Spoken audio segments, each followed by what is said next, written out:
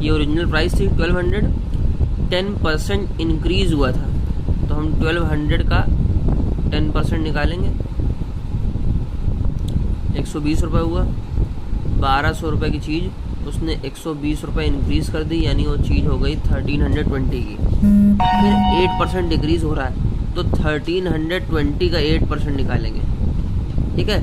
जिस चीज़ के दाम बढ़ गए, अब ये ओरिजिनल प्राइस हो गया, इसमें 8% घटाए गए, ये 0 से 0 कट गया, 2 4 टाइम्स, 2 5 टाइम्स, 4 का मल्टीप्लाई करा देंगे, 4 2 8, 4 3 12, 1 4 1 4, 5 28/5, इसको इससे कट करेंगे तो 5 1 5, 0 5.6, 105 रुपये 6 पैसे की उसने डिक्रीज़ कर दी, यानी 1320 में से 105.60 का उसने लॉस कर दिया।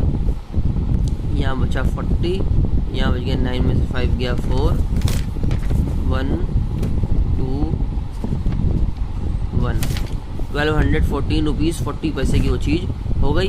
अभी भी देखिए उसको 1200 से कुछ ना कुछ फ़ायदा हो रहा है, ठीक है। ये फाइनल आंसर है। नेक्स्ट क्वेश्चन देखिए, the annual salary of a person in 2015 was 5,50,000। इतनी किसी की सैलरी 2015 में थी।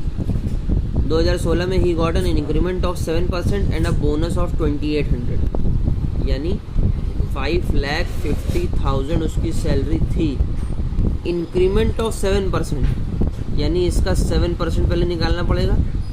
0 0 से 0 0 कट गए, 7 0 टाइम्स 0 7 0 7 0 7 5 से 35 3 और 38, यानी 38,500 का इंक्रीमेंट हो गया। तो किसी की 5,50,000 रुपये एक तो सैलरी थी, उसमें 38,500 का इंक्रीमेंट हो गया, तो 005,885 इतनी अब उसकी सैलरी हो गई। इसमें 2800 का बोनस है, 2800 का बोनस ऐड हो गया, तो 003 कैरी बन गया 195, ठीक है। अब फाइनल सैलरी इतनी होगी, ठीक है। ये जो आप 7% निकालते हैं तो ये आपका आंसर आता है, उसके बाद इसको प्लस करते हैं तो ये आंसर आता है। आप इसमें चाहें तो डायरेक्ट 5,50,000 अगर उसकी सैलरी थी तो आप डायरेक्ट 107 कर दें। तो ये बता रहा था कि किसी की 5,50,000 अगर सैलरी है और 7% इंक्रीज़ हो गया है, कितना हो गया 7% इंक्रीज़, तो कोई भी चीज़ जो होती है वो 100% होती है। 7% इंक्रीज़ हो गई तो 107% हो गई होगी। तो आप अगर इसका मल्टीप्लाई 107/100 से करा देंगे तो आपका डायरेक्ट आंसर ये आ जाएगा। आपको ये निकाल के इसको इसमें प्लस नहीं करना होगा। कोई चीज़ बढ़े तो उसको 100 में प्लस कर दीजिए, और कोई चीज़ घटे तो उसे 100 में से माइनस कर दीजिए। अपॉन में 100 आप सबके लगाते ही हैं, वो अपॉन में 100 लगाते रहिए, तो आपको 2 बार प्लस नहीं करना पड़ेगा। जिसको जो मेथड ईजी लगे उस मेथड से कर लेगा। नेक्स्ट क्वेश्चन देखिए, a factory produces 5,600 units of an article. इतनी यूनिट्स बनती हैं। The production is first increase by 10%, 10% production बढ़ गया, एंड देन डिक्रीज बाय 400 फिर घट गया। 10% बढ़ा है, 400 घटा है। 10% बढ़ा यानी 5,5600 बनती थी, 10% बढ़ गया। 10% बढ़ गया तो डायरेक्ट देखिए 110/100 अगर कर देते हैं तो ये 1100, 11 6 66, कैरी 6, 11 5 से 55, 61, अब इतना होने लग गया, ठीक है। और फिर कह रहा है 400 यूनिट घट गया, 400 यूनिट घट गया, तो 0675760 अब बचा। तो पूछ रहा है what is the final change in the percentage of the production. कितने परसेंट चेंज आया। तो पहले 5600 हो रहा था, अब 5760 हो रहा है, यानी 160 बढ़ गया। 160/5600 इंटू 100, 0000। इसको कट कर लीजिए, आपका फाइनल आंसर आ जाएगा। ये 2 से कट होता चला जाएगा और फाइनल आंसर बताइए। क्वेश्चन को जल्दी सॉल्व करने के लिए एक तरीका है बिल्कुल। लेट द आइटम बी ₹100, ठीक है। 100 रुपीज़ की कोई चीज़ थी, 25% इंक्रीज़ हो गई। तो जब 25% इंक्रीज़ हुई है तो हम उसको 125/100 से मल्टीप्लाई करा देंगे। ये हमारी ओरिजिनल वैल्यू है, और 125/100 से हमने मल्टीप्लाई कराया तो 100 से 100 कट गया और आ गया 125, ठीक है। 25% इंक्रीज़ होने के बाद 100 रुपये की चीज़ कितने की हो गई, 125 रुपीज़ की। उसके बाद 12% डिक्रीज़ हो रही है, 12% डिक्रीज हो रही है, तो 125 की तो अब हो चुकी है, इसमें 12% डिक्रीज होएगा, यानी 100 में जो यहाँ पे 125 लिखा था इंक्रीज होने की वजह से प्लस कर दिया था, अब 100 में इसको डिक्रीज कर देंगे, यानी 88/100 से मल्टीप्लाई कर देंगे, तो इसका डिक्रीज होकर निकल आएगा। आप लोग इसका 12% निकाल के फिर माइनस कर देंगे तो भी यही आंसर आएगा। अब 2 से इसको कट कर दिया तो 44, 2 से कट कर दिया तो 50। अब ये दोनों 25 से जा रहा है, 25 के टेबल में 2 टाइम्स, 25 के टेबल में 5 टाइम्स, 2 के टेबल में 1 टाइम्स, 2 के टेबल में 22 टाइम्स। 22 इंटू 5 करेंगे तो 110 आएगा। ठीक है, 100 रुपये की चीज़ 25% बढ़ाने के बाद 125 की हुई, और 125% पे 12% घटाने के बाद 110 की हुई। कुल मिला के 100 रुपये की चीज़ फाइनली कितने रुपए की हो गई? 110 रुपये की हो गई। 100 रुपये की चीज़ 110 रुपये की हो गई, यानी कुल मिला के 10% का फ़र्क आया आपके पास, 10% का फ़र्क आया। इसी क्वेश्चन का एक अलग फॉर्म है। मान लीजिए आपको कोई कहे कि 1200 रुपीज़ की चीज़ थी, ये उसकी क्या थी? MRP, और जो सेल्समैन है वो डिस्काउंट दे रहा है 11% का। 1200 रुपये की चीज़ है और 11% डिस्काउंट है, तो बताइए कितना डिस्काउंट मिला होगा? या कोई चीज़ में 132 रुपीज़ का डिस्काउंट है जो कि 11% है, तो MRP बताइए। इन तीनों में से कोई 2 चीज़ आपको पता होंगी, एक चीज़ निकालनी होगी, तो यहाँ इन तीनों में आपको अलग अलग पुट करनी होगी। डिस्काउंट परसेंट पहले से यहाँ 11 रख दीजिए, ये चीज़ ना पता हो, ये चीज़ पता हो, तो ये चीज़ उठ के इधर चली जाएगी, ये 100 नीचे चला जाएगा और फाइनल आंसर आपका आ जाएगा। यानी इन तीनों चीज़ का फॉर्मूला केवल यही है। इन तीनों में से कुछ भी निकालना होगा। अभी तो देखिए तीनों निकले हुए हैं, तीनों में से एक भी वैल्यू मिसिंग हो तो आप इसी फॉर्मूले का यूज़ करेंगे, 2 रख दीजिए, एक मिसिंग वाली अपने आप निकल आएगी। जो CP थी वो 3400 ईच थी, यानी 2 बाइसिकल हो गई इतने रुपए की। ठीक है, एक को तो उसने लॉस में बेचा 5% में, तो 5% लॉस निकालना था, 3400 इंटू 95/100 कर दिया, यानी इतने रुपए उसके पास आए हैं। अभी 6800 की चीज़ उसने खरीदी, उसके बाद इतने पैसे आ चुके हैं। अब उसको क्या करना है, सेकंड वाली बाइसिकल कितने में बेचे, कितने में सेल करे, ताकि ओवरऑल प्रॉफिट जो 6800 रुपये इसने लगाए थे, ये इसकी टोटल CP है, इतने रुपए इसने खर्चा करे थे, ओवरऑल उसको 8% का क्या हो जाए, प्रॉफिट हो जाए। जब 8% का प्रॉफिट करना है तो 6800 इंटू 108/100, ये 0 से ये 0, ये 0 से ये 0 कट गया, इसका आप मल्टीप्लाई करेंगे तो आपको फाइनल प्राइस मिलेगा। यानी उसको कुल मिला के इतने पैसे चाहिए, इतने पैसे में से इतने पैसे आ चुके हैं, दोनों को माइनस कर देंगे, आपका फाइनल आंसर आ जाएगा कि कितने ज़्यादा बढ़ा के दाम बेचे, 3400 से कितने ज़्यादा बढ़ा के बेचे कि उसको प्राइस है। एक तो 3400 से इतने की बेच दी, नुकसान हो गया, अब उसको कवर अप करना है ना, कवर अप करने के लिए 6800 का 8% ज़्यादा प्राइस निकालेंगे, उस प्राइस को इसमें से माइनस कर देंगे। निकालिए। Exercise 8.2 question number first, an article having a market price of ₹1200 is sold for ₹1068, यानी 1200 रुपये की चीज़ आपको कितने की मिल गई, 1068 रुपीज़ की मिल गई। Find the amount and the percentage of the amount offered by the shopkeeper. Percentage of amount बनाइए और नॉर्मल अमाउंट निकालिए, कितना उसने डिस्काउंट दिया।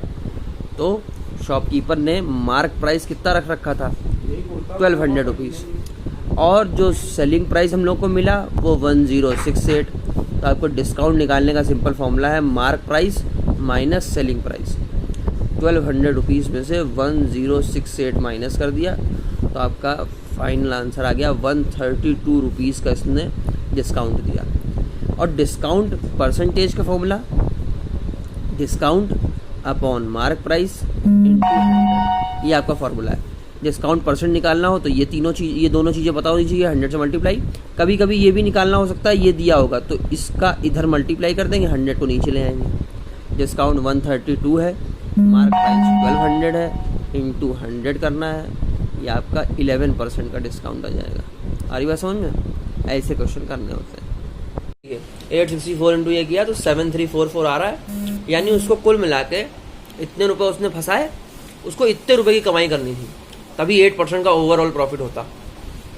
3230 की एक बेच चुका है नुकसान में, उसको उसमें से माइनस कर दिया इस प्राइस में से, तो 4114 रुपीज़ की वो सेकंड बाइसाइकिल बेचेगा, तब ये कह पाएगा कि हाँ हमारी ओवरऑल 8% के फ़ायदे वाली रकम मिल गई।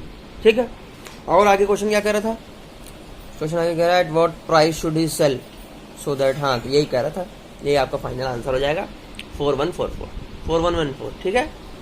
CP 18,000 है, ट्रांसपोर्ट में x रुपये लगे, मॉडिफिकेशन में 2x लगे, प्रॉफिट 10% का हुआ और SP 26,000 हो गया।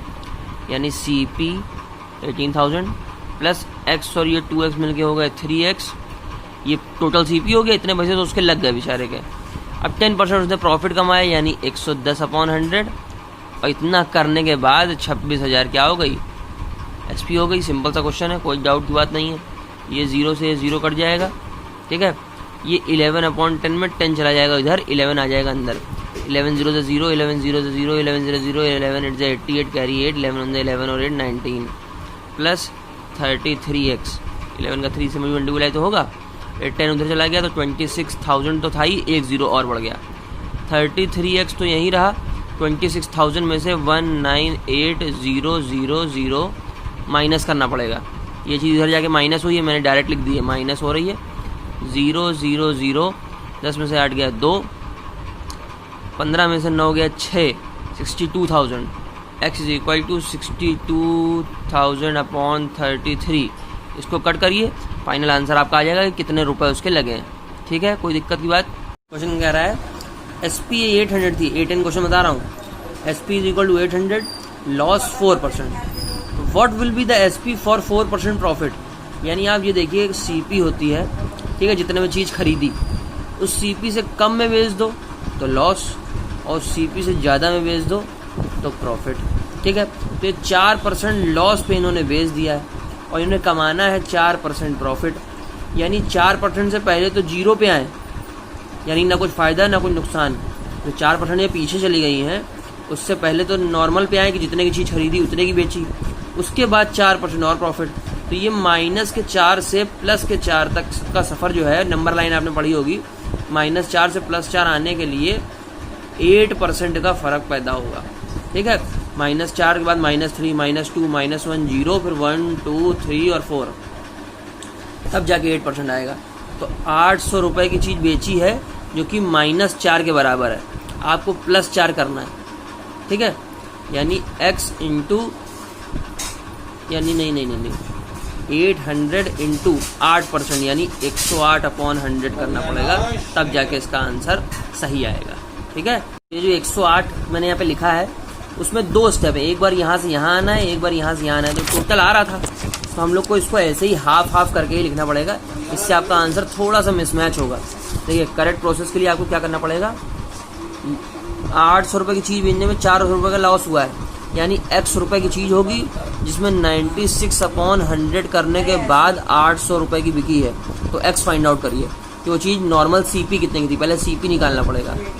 जब CP आ जाए, यानी इसका इधर मल्टीप्लाई हो जाएगा, इसका इधर मल्टीप्लाई हो जाएगा, जब CP आ जाएगा तो CP आपका होगा 800 इंटू 100/96।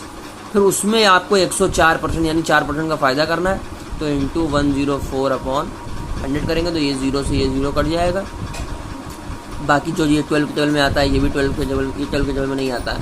ठीक है, इन सबको काट के आपका final answer 866 rupees 0.67 finalise answer आएगा। यानी ये डायरेक्ट 108 करने की जगह पहले आपको उसकी CP निकालने की, कितने की थी, तो कुछ रुपए की थी, लॉस हो रहा है 4% का, तब 800 रुपये की बेच पाया है। ठीक है, तो x निकालेंगे, x निकालने के लिए ये इधर, उसके बाद जो आंसर आएगा उसमें 4% बढ़ा के बेचना, ये फाइनल आंसर आएगा।